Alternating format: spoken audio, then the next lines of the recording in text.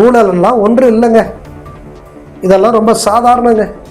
தேர்தலில் செலவழிக்கிறாங்க, பேரணி கூட்டம் நடத்துறதுக்கு செலவழிக்கிறாங்க, கட்சி நடத்துறதுக்கு காசு வேணுங்க, ஊழல்லாம் செய்யலாங்க. அப்படிங்கிற அளவுக்கு ஊழல் மிக சாதாரணமானது என்கிற ஒரு எண்ணத்தை இந்த நாட்டினுடைய சாதாரண குடிமகனுடைய மனதிலே பதித்ததுதான் ஊழல் அரக்கர்களுடைய வெற்றி. பாஜக தனது அரசியல் எதிரிகளை இது போன்ற பொய் வழக்கு போட்டு அங்கே சிறையிலே தள்ளி வழக்கு தொடர்ந்து பல்வேறு வகையான பலகீன முயற்சிகளை எல்லாம் அது செய்கிறது. ஊழல் நிச்சயமாக இந்த நாட்டினுடைய முன்னேற்றத்தை அது அழிக்கும். ஆனால் மதவாதம் இந்த நாட்டை எரிக்கும் என்பதை நாம் உணர வேண்டும். மாற்றம் நேயர்களுக்கு அன்பு வணக்கம். இன்று நம்முடைய நேர்காணலில் இணைந்தவர் தமிழ் அறத்தின் மகத்தான அடையாளம் திரு சகாயம் ஐஏஎஸ் அவர்கள். ஐயா வணக்கம். வணக்கம் ஐயா. இதுக்கு முன்னாடி காணொலியிலும் நம்ம நிறைய பேசியிருக்கோம். தமிழ்நாடு சட்டமன்ற தேர்தல் அபிடவிட் தாக்கல் செய்த வேட்பாளர்களோட சொத்து மதிப்பும் நிறைய வித்தியாசங்கள் இருக்குங்க.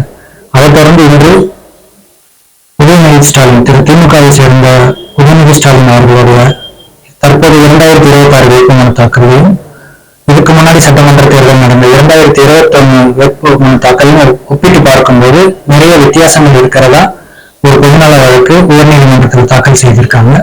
அந்த நீதிபதி அவர்கள் டிடிஎஸ்சிக்கும் உத்தரவு பிறப்பிச்சு விசாரிக்க சொல்லியிருக்காங்க. இதுல உங்களுடைய கருத்து என்னங்கய்யா? இப்போ இதை பற்றி நம்ம ஏற்கனவே பேசி இருக்கிறோம். இப்போ நீங்கள் திரு உதயநிதி ஸ்டாலின் அவர் 2021 அப்போ வேட்புமனு தாக்கல் செய்கிறல்ல, அந்த அஃபிடவிட்டில் ஒரு சொத்து கணக்கை காட்டியிருக்காரு.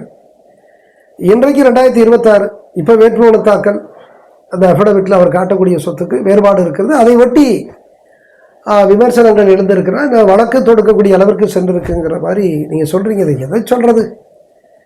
இதை நான் ஏற்கனவே நம்ம இதை பற்றியெல்லாம் நம்ம பேசிக்கிட்டு இருக்கோம். இவர்கள் இங்கே காட்டுகிற சொத்துக்கும் வைத்திருக்கக்கூடிய சொத்துக்கும் மடுவுக்கும் மனைக்கும் உள்ள வேறுபாடு. அதை போல் ஒரு 5 ஆண்டுகளுக்கு முன்னால் இப்போ காட்டுகிற சொத்துக்கு வேறுபாடு இருக்குது. இது எல்லாமே இது எல்லாமே கண்டுடைப்பு. இவ்வளோதான் சொத்து வச்சுருப்பாங்களா, இதில் காட்டக்கூடிய சொத்து தான் வச்சுருப்பாங்களா, இந்த வித்தியாசத்தையே எடுத்துக்கோங்க. நீங்கள் வித்தியாசமே இல்லைன்னே கூட வச்சுக்கோங்க, அதே நம்ம ஏற்றுக்கிறோம். இவ்வளோதான் சொத்தா? நான் ஏற்கனவே மீண்டும் சொல்லிட்டேன். இந்த பொதுவாக நம்ம நாட்டில் ஊழல் மலிந்து கிடக்குது. அந்த திராவிட கட்சிகளுக்கு மட்டுமே சொல்ல, பொதுவாக ஊழல் மலிந்து கிடக்குது. அதுவும் தமிழ்நாட்டில் நம்ம நெருக்கமாக இருக்கிறோம். இவங்கெல்லாம் நம்ம ஆட்கள், நம்ம நம்பினவங்க, நம்ம தலைவராக ஏற்றுக்கிட்டவங்க. ஆனால் இன்றைக்கு அவர்கள் ஊழலிலே திளைக்கிறார்கள். நம்முடைய தமிழ்நாட்டினுடைய வளர்ச்சி, ஒரு நாட்டினுடைய வளர்ச்சி நிச்சயமாக ஊழலில் பாதிக்கும். அந்த பாதிக்கக்கூடிய அளவிற்கு இன்றைக்கு அவர்கள் ஊழலை வளர்த்தெடுத்திருக்கிறார்கள். எப்படி வளர்த்தெடுத்திருக்கிறாங்கன்னா, ஊழலெல்லாம் ஒன்று இல்லைங்க. இதெல்லாம் ரொம்ப சாதாரணங்க. தேர்தலில் செலவழிக்கிறாங்க, பேரணி கூட்டம் நடத்துறதுக்கு செலவழிக்கிறாங்க, கட்சி நடத்துறதுக்கு காசு வேணுங்க, ஊழல்லாம் செய்யலாங்க. அப்படிங்கிற அளவுக்கு ஊழல் மிக சாதாரணமானது என்கிற ஒரு எண்ணத்தை இந்த நாட்டினுடைய சாதாரண குடிமகனுடைய மனதிலே பதித்ததுதான் ஊழல் அரக்கர்களுடைய வெற்றி. இது எவ்வளவு மோசமானது! ஊழலை எப்படி சாதாரணமாக எடுத்துக்கலாம்? ஊழலை சாதாரணமாக எடுத்துக்கிறோம்னா இங்கே பிட்பாக்கெட் அடிக்கிறவனையும் சாதாரணமாக எடுத்துக்கிறோம். ஊழலை சாதாரணமாக எடுத்துக்கிறோம்னா கண்ணக்கோள் வைக்கிறான்ல, அதையும் சாதாரணமாக எடுத்துக்கணும். ஊழலை சாதாரணமாக எடுத்துக்கிறோம்னா இந்த வழிப்பறியில் நம்மளை தட்டி பறிச்சுக்கிட்டு போகிறான்ல, திருடிக்கிட்டு ஓடுறான்ல, அதையும் சாதாரணமாக எடுத்துக்கணும். அதை விட இது 1000 மடங்கு மோசமானது. பொதுமக்கள் நாங்கள் தலைவர்கள் என்று நம்புகிறோம், எம்முடைய தலைமுறைக்கு மிகச்சிறந்த எதிர்காலத்தை இவர்கள் உருவாக்கி கொடுப்பார்கள் என்று மிகுந்த மரியாதை அளிக்கிறோம், அசாத்திய நம்பிக்கை வைக்கிறோம். இவர்கள் மீது அவ்வளவு மரியாதை வைத்திருக்கிறோம். ஆனால் இவர்கள் நம்பிக்கையை வீணடித்து இவர்கள் பொது சொத்துக்களிலே களவாட எத்தனிப்பது என்பது உண்மையிலேயே மோசடிகளிலும் மோசடி, மிகப்பெரிய ஜனநாயக மோசடி. எனவேதான் நான் மீண்டும் இதை தனிப்பட்ட திரு உதயநிதி ஸ்டாலின் அவர்களை பற்றி நான் பேச விரும்பவில்லை. இது ஊழல் செய்யக்கூடிய இந்நாள் முன்னாள் பிற மாநில எல்லோருக்குமே பொருந்தும். இந்த நாட்டினுடைய காவல்துறை, லஞ்ச ஒழிப்புத்துறை, நீதிமன்றங்கள், தேர்தல் ஆணையம் போன்ற அமைப்புகள், நிறுவனங்கள் அவர்கள் மனசாட்சிக்கு உட்பட்டு சட்டத்தை மிக தீவிரமாக அமல்படுத்தினாலே ஒழிய லஞ்ச ஊழல் ஒழியாது, பொது சொத்துக்களை திருடுவது ஒழியாது. இந்த புதிய பண்ணையார்களாக, புதிய ஜமீன்தார்களாக இந்த அரசியலாளர்கள் வருவதை யாரும் தடுக்க முடியாது. ஒரு புதிய ஆதிக்க சக்திகளாக ஆங்காங்கு இந்த அரசியலை, இந்த ஜனநாயகத்தை பயன்படுத்தி கொண்டு வருவது ஜனநாயகத்திற்கு அவலம் என்று கருதுகிறேன். அதற்காக நம்முடைய முன்னோர்கள் அளப்பரிய தியாகத்தை செய்யவில்லை.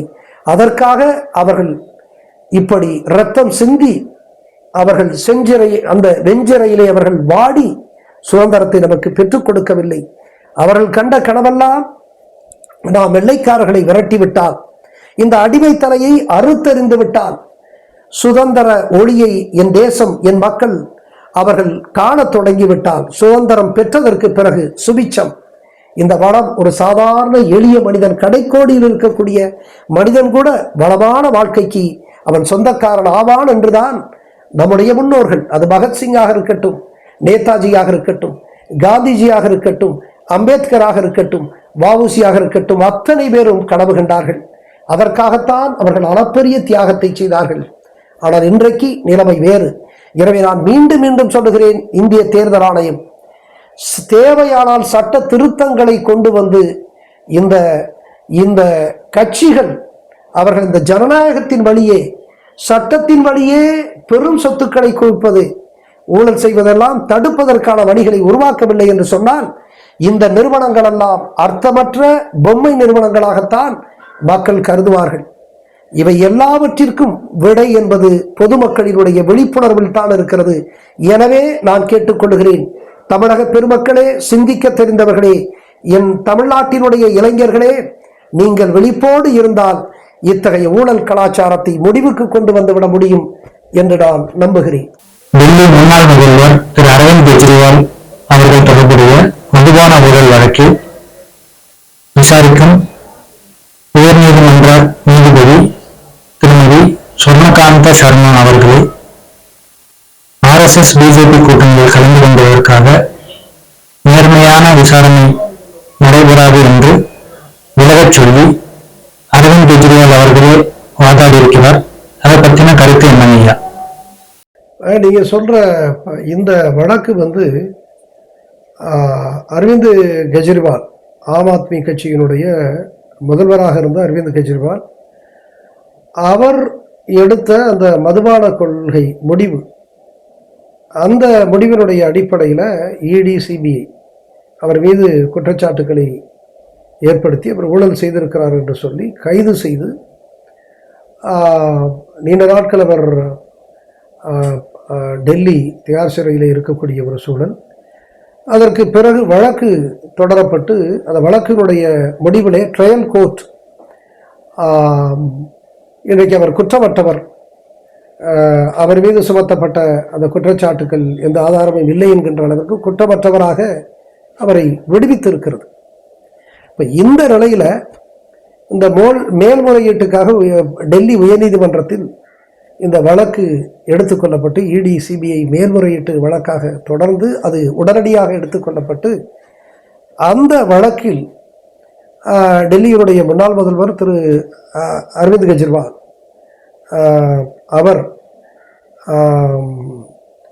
அவர் நேரடியாக அவரே சென்று வாதாடுகிறார். அப்பொழுது அந்த வாதாடுவதை நானே பார்த்துருக்கேன். ரொம்ப மிக அமைதியாக, மிக ஆழமாக அவர் வாதாடுகிறார். எனக்கு ஒரு அச்சம் இருக்கிறது. நான் உங்களுடைய நேர்மையை நான் குற்றம் சாட்டவில்லை. ஆனால் இந்த அமைப்பில் இருக்கக்கூடிய குறைபாடுகள், அதை நான் சுட்டிக்காட்ட விரும்புகிறேன். நீங்கள் பாரதிய ஜனதா கட்சியினுடைய ஊற்றுக்கண்ணாக இருக்கக்கூடிய RSS அதனுடைய தொடர்பு அமைப்பு நடத்திய அந்த கூட்டங்களிலே 4 கூட்டங்களிலே கலந்து கொண்டிருக்கிறீர்கள். இது போன்ற ஒரு 10 சான்றுகளை, 10 குறிப்புகளை அவர் அளித்து, அதனால் எனக்கு அச்சம் ஏற்படுகிறது, எனக்கு இந்த நீதிமன்றத்தில் நியாயம் கிடைக்குமோ என்று நான் அச்சப்படுகிறேன் என்று அவர் சொல்லி வாதாடுகிறார்.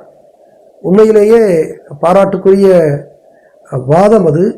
அவர் வழக்கறிஞராக இல்லை என்றாலும் முதலாக தன்னுடைய வழக்கையே தானே எடுத்து அவர் வாதாடுகிற பொழுது மிக துணிச்சலாக அந்த உயர்நீதிமன்ற நீதிபதியாக இருக்கிற ஸ்வர்ணகாந்தா சர்மா, அந்த நீதிபதி அவர் இந்த வழக்கை, மேல்முறையீட்டு வழக்கை மிக வேகமாக எடுத்துக்கொண்ட அந்த விதமும், அதை போல இடி சிபிஐயினுடைய வேண்டுகோளை தாண்டி அவர் உத்தரவிட்டு இருக்கக்கூடிய அந்த சூழலும், இவரை விசாரிக்காமலே உடனடியாக அது ஏற்றுக்கொள்ளப்பட்ட விதமும், இன்னும் பல்வேறு நிலைகளிலே அவர் 10 அம்சங்களை குறிப்பிட்டு, நான் இந்தந்த நிலையில் நீங்கள் இருந்தால் எனக்கு ஒரு நியாயமான ஒரு தீர்ப்பு கிடைக்காது, எனக்கு நியாயம் கிடைக்காது என்று நான் அச்சப்படுகிறேன். எனவே ஒரு மிக முக்கியமான ஒரு கிரிமினல் வழக்கில் எனது அச்சத்தை நீங்கள் கணக்கில் எடுத்துக்கொள்ள வேண்டியது அவசியம். குறிப்பாக பாஜக தனது அரசியல் எதிரிகளை இது போன்ற பொய் வழக்கு போட்டு அங்கே சிறையிலே தள்ளி வழக்கு தொடர்ந்து பல்வேறு வகையான பலகீன முயற்சிகளை எல்லாம் அது செய்கிறது. எனவே நீங்கள் எங்களுக்கு, எங்களுடைய கொள்கைக்கு எதிரான அமைப்புகள் நடத்தக்கூடிய கூட்டத்திலே கலந்து கொள்ளக்கூடிய ஒரு சூழல்.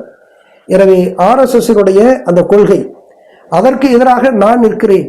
ஆனால் நீங்களோ RSS தொடர்புடைய நிறுவனத்தில் 4 கூட்டங்களிலே கலந்து கொண்டிருக்கிறீர்கள். ஆகவே நான் அச்சப்படுகிறேன், உங்களிடத்தில் எனக்கு நியாயம் கிடைக்காது என்று அச்சப்படுகிறேன் என்கிற அளவிற்கு அவர் வாதத்தை முன்வைத்திருக்கிறார். மிகச் சிறப்பான ஒரு வாதம். பாரதிய ஜனதா கட்சி எப்படி தன்னுடைய எதிரிகளை பழிவாங்குவதற்காக வழக்கு தொடர்கிறது, இடி சிபிஐ போன்ற அந்த அமைப்புகளை எல்லாம் எப்படி அது பலகீனப்படுத்தி பயன்படுத்துகிறது என்பதை வெட்ட வெளிச்சமாக அரவிந்த் கெஜ்ரிவால் இன்றைக்கு அந்த உயர்நீதிமன்றத்தினுடைய வாதத்திலே அவர் தெளிவுபடுத்தியிருக்கிறார். உண்மையிலேயே அரவிந்த் கெஜ்ரிவால் அவர்களை பாராட்டலாம். உயர்நீதிமன்ற முன்னாள் நீதிபதி திரு ஹரி பரந்தாமன் அவர்கள் ஜீரோ பிஜேபி, அதாவது தமிழ்நாட்டில் பிஜேபி இல்லாத தமிழ்நாடு என்ற இயக்கம் தொடங்கி பிஜேபி நிற்கக்கூடிய தொகுதிகளில் கேம்பெயின் செய்து தொடங்கியிருக்கிறார்கள். இதை நீங்க எப்படி பார்க்குறீங்க? இப்ப நீங்க முன்னாள் உயர்நீதிமன்ற நீதிபதி திரு ஹரி பரந்தாமன் அவர்களுடைய கருத்தை பற்றி பேசுறீங்க. அதாவது தமிழ்நாட்டில் பிஜேபி நிற்கக்கூடிய இடங்களெல்லாம் பிஜேபி தோற்கடிக்கப்பட வேண்டும், ஜீரோ பிஜேபி என்கிற அளவிற்கு ஒரு இடத்தில் கூட அது வெற்றி பெற்றுவிடக்கூடாது என்கின்ற அடிப்படையில் திரு ஹரி பரந்தாமன் மற்றும் சில சிந்தனையாளர்கள், அறிவுஜீவிகள் அவர்கள் பேசியதை நீங்கள் குறிப்பிட்டிருந்தீர்கள். அது அவருடைய கருத்து, அதில் ஒன்றும் மாற்று கருத்து இல்லை. அவர் ஒரு முன்னாள் உயர்நீதிமன்ற நீதிபதி, கற்றறிந்தவர், சட்டம் படித்தவர், சட்டம் அறிந்தவர், நேர்மையாளர், இடதுசாரி சிந்தனை உள்ளவர், தொழிலாளர்களுக்கான பல அவர்களுக்கு சாதகமான பல தீர்ப்புகளை எல்லாம் அவர் வழங்கியிருக்கிறார். இந்த சமூகத்தில் அமைதி நிலவ வேண்டும், சமூக நல்லிணக்கம் பேண வேண்டும் என்பதிலே பெரிதும் அக்கறை கொண்டவர். எனவே அவருடைய கருத்து நாம் கூர்ந்து நோக்குவது அவசியமானது. அடிப்படையில் நாம் இந்த கட்சி அந்த கட்சி அப்படிப்பட்ட சார்பு நிலையை நாம் எடுப்பது இல்லை. நாம் நடுநிலைமையாகத்தான் நம்முடைய கருத்துக்களை சொல்கிறோம். நம்மை பொறுத்த வரைக்கும் இந்த நாடு, இந்த நாட்டினுடைய வெகுமக்கள் ஒரு மிகச்சிறந்த வளமான வாழ்க்கைக்கு உரியவர்களாக, சமூக நல்லிணக்கம் பேணக்கூடிய ஒரு அமைதியான ஒரு வாழ்க்கையை அவர்கள் மேற்கொள்ள வேண்டும். அவர்களுக்கு ஒரு நல்வாழ்வு, சிறந்த வாழ்வு, இளைஞர்களுக்கான மிகச்சிறந்த எதிர்காலம் கிடைக்க வேண்டும் என்பதிலே அக்கறை கொண்டு நாம் செயல்படுகிறோம், கருத்துக்களை சொல்லுகிறோம். ஆனால் இன்றைக்கு முன்னாள் உயர்நீதிமன்ற நீதிபதியினுடைய கருத்து, தமிழ்நாட்டில் பாஜக அது காலுண்ட எத்தனிக்கிறது, வலுவாக இங்கே வளர முயற்சிக்கிறது, முடிந்தால் ஆட்சி அதிகாரத்திற்கு போக அது எத்தனிக்கிறது. இது தமிழ்நாட்டினுடைய இந்த நல்லிணக்கத்திற்கு, இதுகாரும் தமிழர்கள் அவர்கள் கட்டி காக்கக்கூடிய இந்த மத நல்லிணக்கத்தை நிச்சயமாக குலைத்து விடும். அதை போல சாதி பூசல்கள் பெருகிவிடும். இது போன்ற இந்த நிலை தமிழகத்திற்கு அது சரியானது இல்லை என்று அவர் கருத்து சொல்லியிருக்கிறார். எனவே அந்த கருத்தை ஒற்றி பல இளைஞர்கள் அவர்கள் பேச தொடங்கி இருக்கிறார்கள், என்னாலும் கேட்க முடிகிறது. அடிப்படையில் பாஜக இந்திய அரசியலமைப்பு சட்டம் அது அளித்திருக்கக்கூடிய இந்த பன்முகத்தன்மை, அது அனுமதித்திருக்கிற அங்கீகரித்திருக்கிற இந்த பன்முகத்தன்மையை ஏற்றுக்கொள்ளாத ஒரு கட்சி என்பதை நாம் புரிந்து கொள்ள வேண்டும். மிகவும் பிற்போக்கான மதத்தினுடைய அடிப்படையில் இந்த நாட்டினுடைய வெகுமக்களை பிளவுபடுத்தி அதிகாரத்தை கைப்பற்றி தாங்கள் விரும்பியவாறு சட்டங்களை இயற்றலாம் என்கின்ற அடிப்படையில் இன்றைக்கு அது செயல்பட்டு வருவதை நாம் யாரும் மறுத்துவிட முடியாது. எனவே அந்த அடிப்படையில் நாம் இன்றைக்கு தமிழ்நாட்டில் ஒரு நல்லிணக்கத்தை பேண, சமூக நல்லிணக்கத்தை கடைபிடிக்க, பராமரிக்க வேண்டும் என்று சொன்னால் அது பாஜகவை தள்ளி வைப்பது என்கின்ற ஒரு நிலையை எடுக்க வேண்டும் என்று அவர் சொல்லி இருக்கக்கூடிய கருத்துக்களிலே ஆழம் இருப்பதாகத்தான் நான் அறிகிறேன். அடிப்படையிலே மனிதர்கள் அடையாளத்தில் உணர்வு வயப்படக்கூடியவர்கள், அடையாளத்தில் பெருமிதம் கொள்ளக்கூடியவர்கள். ஆனால் அந்த பெருமிதத்தினுடைய உச்சிக்கு செல்லுகிற பொழுது, உச்சத்திற்கு செல்லுகிற பொழுது அது வெறியாக மாறுகிறது. இந்த வெறி உணர்வைத்தான் தந்திரம் மிகுந்த, வஞ்சகம் மிகுந்த அரசியல்வாதிகள் தங்கள் அதிகாரத்தை கைப்பற்ற அவர்கள் எத்தனிக்கிறார்கள், பயன்படுத்திக் கொள்ளுகிறார்கள். எனவேதான் தமிழர்களாகிய நாம் எச்சரிக்கையாக இருக்க வேண்டும். பாரதிய ஜனதா கட்சி கூட இங்கே, அது இந்தியாவாக இருந்தாலும் கூட, தமிழர்களாக இருந்தாலும் கூட, மத அடிப்படையிலே மக்களை அடையாளப்படுத்துகிறது. மனிதர்களுக்கு பல்வேறு அடையாளங்கள் இருக்கிறது. ஒவ்வொருவருக்கும் ஒரு அடையாளம் இருக்கும். அவன் ஒரு ஊர்க்காரன் என்கின்ற பெருமிதம் இருக்கும். நான் தஞ்சைக்காரன், நான் திருநெல்வேலிக்காரன், நான் மதுரைக்காரன், நான் கோவைக்காரன், சேலத்துக்காரன் என்கின்ற ஊர், அந்த ஊரோடு தன்னை ஒன்றுபடுத்தி இணைத்து அந்த அடையாள பெருமிதத்தை கொள்ளுபவன் ஒருவன். இன்னொருவன், நான் ஒரு விவசாயி, நான் ஒரு நெசவாளி, நான் ஒரு கடலோடி, நான் ஒரு கணினி நிபுணர் என்று அந்த தொழிலோடு இணைத்து பார்த்து அந்த தொழிலோடு தன்னை பெருமையை, அடையாளத்தை வெளிப்படுத்துகிறவன் இன்னொன்று. அதை போல மொழி அடிப்படையிலே, இன அடிப்படையிலே நான் தமிழன், நான் மலையாளி, நான் தெலுங்கு என்கின்ற அடிப்படையிலே, மொழி அடிப்படையிலே, இன அடிப்படையிலே பெருமிதம் கொள்ளுகின்றவன் ஒன்று. இந்தியாவை எடுத்துக்கொண்டால் அது ஜாதிய சமூகம், சாதி அடிப்படையில் அடையாள பெருமிதமும் அடையாள உணர்வும் கொண்டிருக்கக்கூடிய மக்களாகத்தான் நாம் இருக்கிறோம். எனவே சாதிய அடையாளம் ஒன்று. இங்கே மத அடையாளத்தை பாஜக ஏறெடுக்கிறது என்று பார்த்தால் மிக எளிதாக, வடபகுதியிலே அது இஸ்லாமியர்களை மிக எளிதாக ஏதோ ஒரு அந்நியத்தனத்தை அவர்கள் மேல் திணித்து அவர்களை வெகுமக்களிடத்திலிருந்து மிக எளிதாக பிரித்து விடலாம் என்கின்ற ஒரு வஞ்சக, ஒரு சூழ்ச்சிகரமான ஒரு திட்டத்தை அங்கே அது செயல் திட்டத்தை அது நிறைவேற்ற எத்தனித்து ஓரளவுக்கு அது வெற்றி பெற்றிருக்கிறது. அது எளிது. மனிதர்களை ஒரு அந்நிய, உங்களிடத்திலே உங்களோடு வாழக்கூடிய சமூகத்தினுடைய ஒரு பகுதியினரை ஒரு அந்நியராக காட்டி, அந்நிய கலாச்சாரத்திற்கு, அந்நிய பண்பாட்டிற்கு, அந்நிய கோட்பாட்டுக்கு உரியவர்கள் என்று ஒரு பகுதியினரை அடையாளம் காட்டுகிற பொழுது மற்ற மக்களுக்கு ஒரு கோபம் வரும். இதை மிகுந்த வஞ்சகத்தோடு அது செய்கிறார்கள். ஆனால் நீங்கள் ஒன்றை புரிந்து கொள்ள வேண்டும். இந்த நாட்டினுடைய விடுதலைக்கு இன்றைக்கு இவர்கள் அடையாளப்படுத்தக்கூடிய சிறுபான்மையினர் என்று சொல்லக்கூடிய இஸ்லாமிய பெருமக்கள், அவர்களுடைய பங்களிப்பு மகத்தானது என்பதை நாம் புரிந்து கொள்ள வேண்டும். இன்றைக்கு இந்திய தேசிய படை அமைத்த, அதை வழிநடத்தி பர்மாவினுடைய எல்லையிலே பரங்கியருக்கு எதிராக போர் முழக்கமிட்ட நேதாஜி சுபாஷ் சந்திர போஸ், அவருடைய இந்திய தேசிய இராணுவத்திலே அன்றைக்கு மேஜர் ஜெனரல் ஷா நவாஸ்கான் என்பவர் இருந்தார். பல முக்கிய முடிவுகள் எடுக்கக்கூடிய நிலையிலே அந்த இராணுவத்தினுடைய தலைமை பொறுப்பிலே அவர் இருந்தார். அவர் ஒரு இஸ்லாமியர். இந்த நாட்டினுடைய விடுதலைக்காக பர்மாவினுடைய எல்லையிலே அவர் அந்த போரிலே பங்கெடுத்த, மகத்தான பங்களிப்பு செய்த அந்த மாமனிதர் ஒரு இஸ்லாமியர். அது மட்டுமல்ல, அவரிடத்திலே நஜ்முதீன், கர்னல் நஜ்முதீன் என்கின்ற ஒரு ஓட்டுநர் இருந்தார். அவர்தான் நேதாஜியினுடைய மெய்காப்பாளர். இன்னும் சொல்ல போனால் நேதாஜியை பல நேரங்களிலே அவர் காத்திருக்கிறார். அவர் உயிர் பிழைப்பதற்கு இந்த கர்னல் நஜ்முதீன் காரணமாக இருந்திருக்கிறார். அவர் அடிப்படையில் ஓட்டுநர், வாகன ஓட்டுநர். அன்பின் மிகுதியால் நேதாஜி அவரை கர்னல் நஜ்முதீன் என்று சொல்லக்கூடிய அளவிற்கு அவர் அப்படிப்பட்ட ஒரு பெயரை பெற்றிருக்கிறார் என்று அறியப்படுகிறது.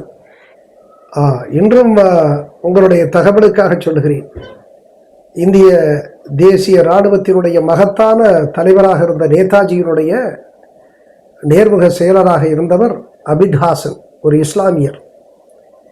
இன்னும் சொல்ல போனால் இந்திய தேசிய இராணுவத்தினுடைய வீர முழக்கமான ஜெய்ஹிந்த் என்கின்ற அந்த சொற்றொடரை, அந்த முழக்கத்தையே நேதாஜியிடம் இதை பயன்படுத்தலாம் என்று அறிவுறுத்தியவர், சொல்லியவர் இந்த அபிட் ஹாசன் என்கின்ற இஸ்லாமியர்.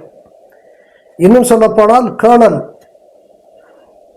ஹபீபுர் ரஹ்மான், அன்பிற்குரியவர்களே, 1945 ஆகஸ்ட் 18 அவர் பர்மாவினுடைய எல்லையிலே வெள்ளைக்காரர்களுக்கு எதிராக அங்கே போராடி 2ஆம் உலகப் போரிலே இவரை ஆதரித்த ஜப்பான் போன்ற நாடுகள் பின்வாங்கிய நேரத்தில் இவர் ஜப்பானுக்கு செல்வதற்காக, இந்தோனேசியா சென்று அங்கே ஜப்பானுக்கு செல்வதற்காக இருந்த நிலையிலே அவர் அந்த விமான விபத்தில் அவர் இறக்க நேரிடுகிறது.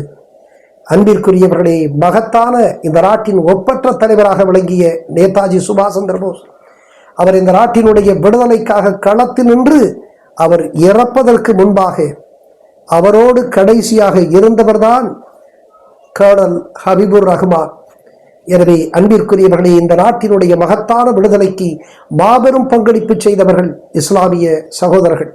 ஆனால் அப்படிப்பட்ட ஒரு சமூகத்தை, ஏதோ ஒரு அந்நிய சமூகத்தை போல, ஏதோ இந்த நாட்டினுடைய வளர்ச்சிக்கு தடையாக இருக்கக்கூடிய இந்த நாட்டினுடைய கலாச்சாரத்திற்கு எதிரான ஒரு சமூகமாக சாதாரண எளிய அப்பாவி மக்களை 2ஆம் தர 3ஆம் தர குடிமக்களாக இன்றைக்கு கருதக்கூடிய அளவிற்கு அவர்களுக்கு எதிரான ஒரு உளவியல் தாக்குதலையும் இன்றைக்கு நடத்தக்கூடிய அளவிற்கு எண்ணுகிற பொழுது, இதையெல்லாம் நம்முடைய நீதிபதியும் அவரோடு சேர்ந்த அந்த அறிவுஜீவிகளும் குறிப்பிடுகிற பொழுது நான் நம்பத்தான் வேண்டியிருக்கிறது. தமிழகம் ஒரு அமைதியான பூமி. இங்கே அறத்திற்கு, நீதிக்கு, நியாயத்திற்கு இடம் உண்டு. ஆனால் பிளவுகளுக்கு, பிரிவுகளுக்கு எம்முடைய மக்களிடத்திலே இடமில்லை. யாரும் ஊரே யாவரும் கேளிர் என்கின்ற மாபெரும் தத்துவத்தை இந்த உலகத்திற்கு, பூமி பந்திற்கு அளித்தவர்கள் தமிழர்கள். அப்படிப்பட்ட இந்த தமிழ் மண்ணில், அறமும் அன்பும் செழித்தோங்க வேண்டிய இந்த தமிழ் மண்ணில் இந்த மத பூசல்கள் அங்கே பெருகி போய்விடுமோ என்கின்ற அச்சத்தில் முன்னாள் நீதிபதி எப்படி கூறியிருக்கலாம். ஆனால் அவருடைய கூற்றிலே முழு உண்மை இருக்கிறது என்பதை யாரும் மறுக்க முடியாது. என்னை பொறுத்த வரைக்கும் நான் ஊழலை எதிர்க்கிறேன். எம்முடைய இயக்கம் எதிர்க்கிறது, எம்முடைய மக்கள் எதிர்க்கிறார்கள். ஊழல் நிச்சயமாக இந்த நாட்டினுடைய முன்னேற்றத்தை அது அழிக்கும். ஆனால் மதவாதம் இந்த நாட்டை எரிக்கும் என்பதை நாம் உணர வேண்டும். மதவாதம் ஊழலை காட்டிலும் மிக மோசமானது, மிக அபாயகரமானது என்பதை நாம் புரிந்து கொள்ள வேண்டும். எனவே அந்த வகையில் இந்த பின்புலத்தில் தான் நாம் முன்னாள் நீதிபதி திரு ஹரி பரந்தாமன் அவர்களுடைய அந்த கருத்துக்களை நாம் பார்க்க வேண்டி இருக்கிறது. உங்களுடைய பொன்னான நேரத்தையும் ஒதுக்கி மாற்றம் ஊடகத்திற்கான அனைத்து கேள்விகளுக்கும் பதில் அளித்து மிக்க நன்றி ஐயா. மாற்றம் ஊடக மேலும் இது போன்ற வீடியோக்களுக்கு மாற்றம் ஊடகத்தை லைக் பண்ணுங்க, ஷேர் பண்ணுங்க, சப்ஸ்கிரைப் பண்ணுங்க, உங்களுடைய கருத்துக்களை கமெண்ட் பண்ணுங்க. நன்றி. மாற்றம் ஊடக நிர்வாகிகளுக்கும் அதன் நேயர்களுக்கும் என்னுடைய வாழ்த்துக்களும் நன்றிகளும் உரித்தாகட்டும்.